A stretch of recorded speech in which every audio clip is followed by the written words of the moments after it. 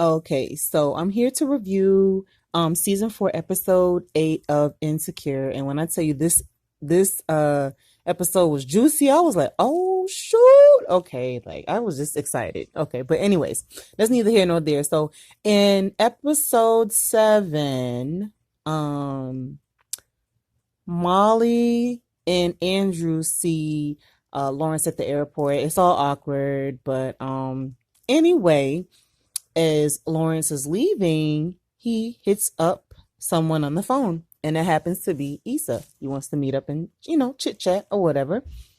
And so, moving on to episode 8.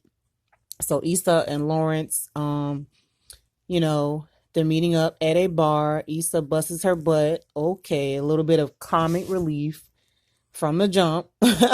But anyway, so they meet up and ask each other how they're doing. And Issa says, hey, I'm sorry to hear about what happened with you and Kadola.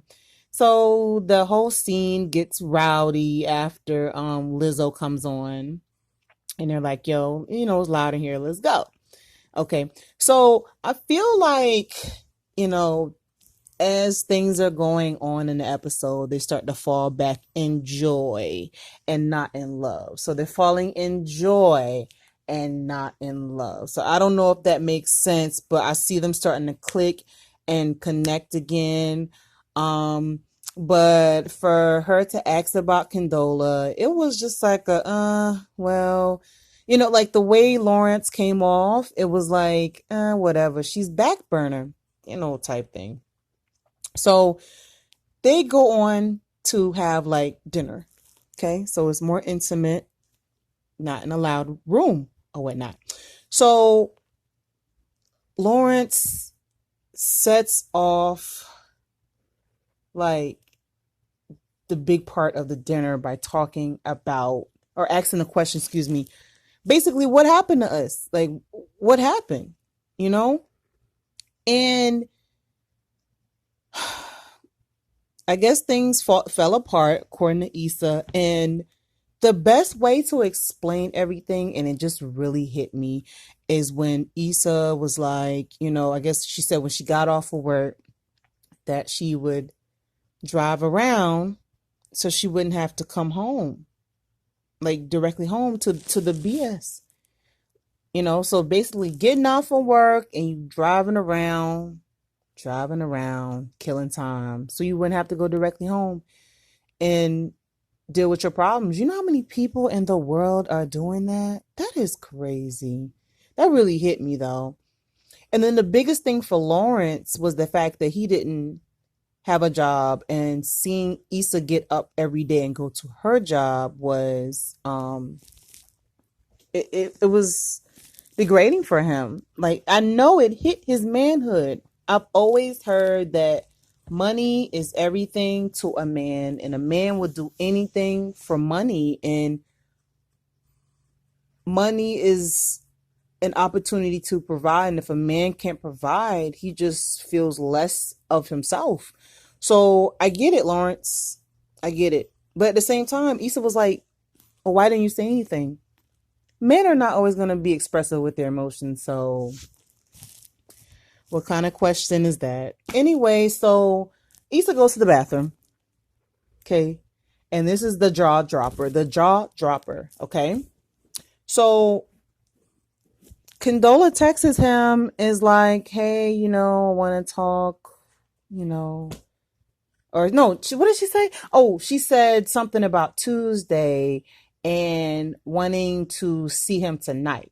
And he's like, I'm out right now. I hit you up when I'm done.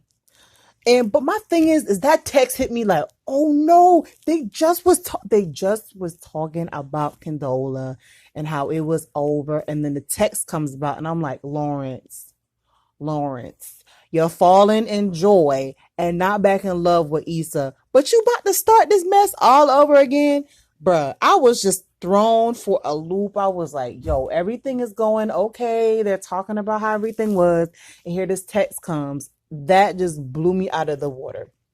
So I'm like, okay, he really about to go see her after he's done.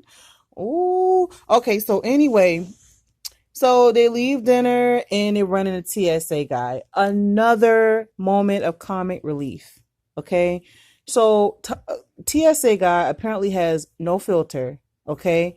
Lawrence is like, after they introduce themselves, Lawrence is like, so how do y'all know each other? He's like, we used to get it in. Bruh.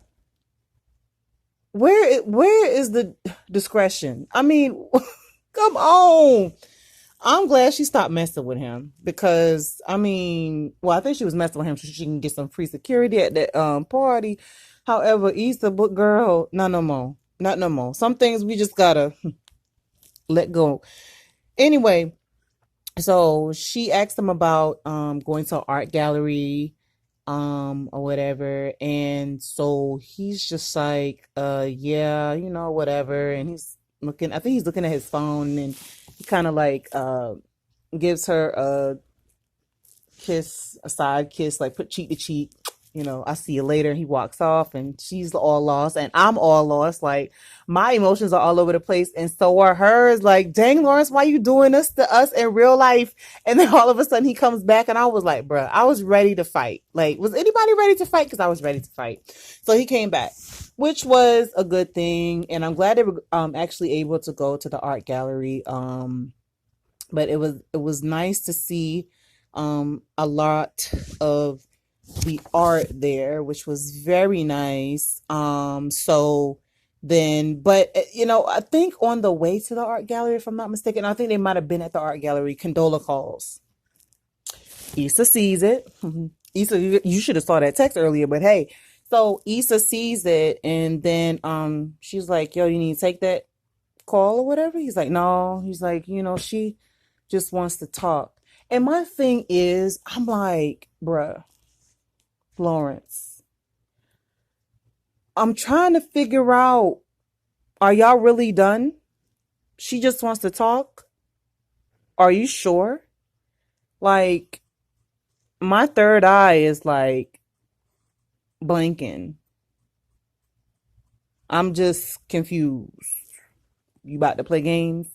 But I mean, at the same time, I feel like I'm thinking crazy because I'm like, they just getting acquainted with each other, getting back into the swing of things, just being on the friend level. Like, it's okay, but it's just, if they're still together, like, be honest.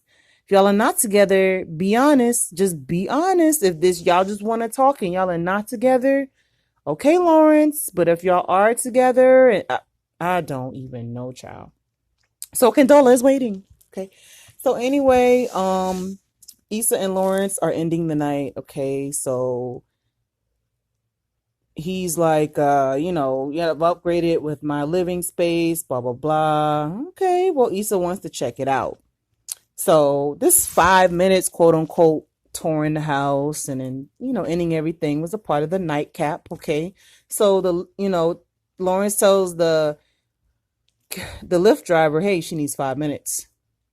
So 5 minutes my behind. But anyway, so again, Condola is waiting. She excuse me, Issa goes to the bathroom and then Lawrence is on the phone with Condola and he's like, yeah, I can come over after everything is done. So you told her the first time you're gonna come over through text, and then you're on the phone with her and you're just like, you're gonna come over through text. And Lawrence, I'm reading your body language, I'm looking into everything, and man, oh man, this is not good. But then Issa comes back and it's just like, time to go. I know she knew, hey, you gotta talk to Condola, deal with Condola. Hey, go ahead and handle your business. You said she wanted to talk. He's like, yeah, she wanted to talk. Okay. Okay. And she's like, what if I don't want to go? So Issa, she won because she didn't leave. And she ended up spending the night. And they ended up doing the wild thing. Okay. So Condola had to take her behind to bed. We didn't see it, but you know what I mean. She had to take her behind to bed while Issa and Lawrence did what they did. And then they woke up the next morning on some wear my panties. I'm just playing. They woke up the next morning refreshed and, hey, I gotta go. And I'm glad they didn't do the cuddling thing. She just bam got up and left. And then she's walking down the street in her wonderful heels. You better get it. And she looks like she's in like some state of euphoria, just happy, and then that's it. Um, and then I saw that episode 9 is when Molly and Issa talk. So the season is starting to rev up. I could be totally wrong. I know we only got 2 episodes left, but for me, I could say it's starting to vroom vroom vroom.